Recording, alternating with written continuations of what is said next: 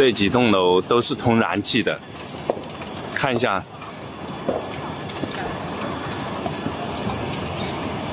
屋子里面全部起火了，全部起火，通燃气的，想象一下，不排除会爆炸的，很恐怖啊，真的很恐怖，损失很惨重啊，但是不知道里面有没有人，但是一定不排除里面有人的。你看现在的这个消防车已经其实起不了多大的作用了，不能说没有作用，但是真的起不了多大的作用。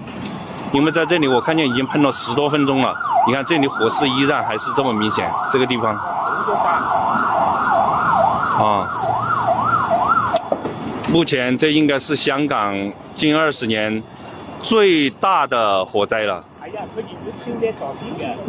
跟住咧嗰啲火線咧就去到嗰座，再落去下邊。